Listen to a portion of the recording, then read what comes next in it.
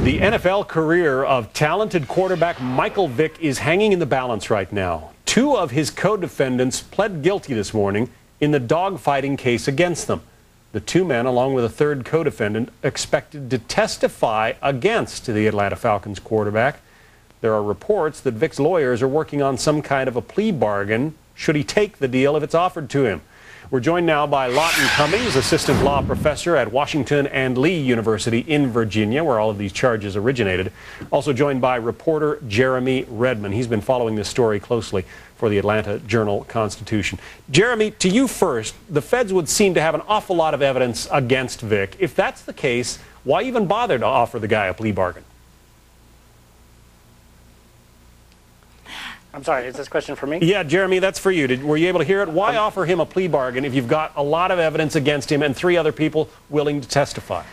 Well, it's a good question, and what could be going on is they're interested to know what else Vick knows about potentially other people involved in the case. They've given him till today to decide, and what's going through Vick's mind right now in this is, do I take the deal and kind of worry about my NFL career, or take the deal and potentially avoid stiffer penalties and more offenses and what could be a superseding indictment next week, including what our sources tell us could be a racketeering charge. Superseding indictment, an indictment that piles on the charges. Lawton, what's in it for the feds? Why offer a guy a deal if you've got all this evidence?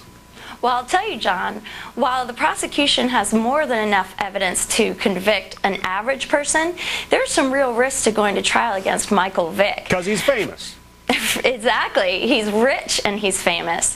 So, first of all, they would much rather take a plea deal and claim victory rather than go to trial against an O.J. Simpson type dream team. Yeah, Billy Martin, one of his lawyers, is one of the best in the South, if not the nation, right?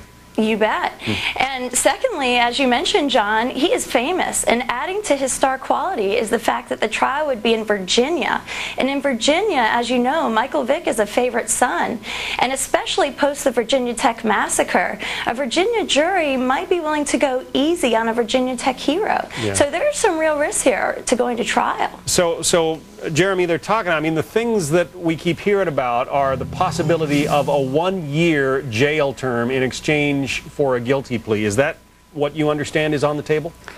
That's what we've seen in the media reports. I haven't heard that from my sources, but the offense that he faces, this conspiracy charge, has an exposure of up to 5 years and $250,000 in fines.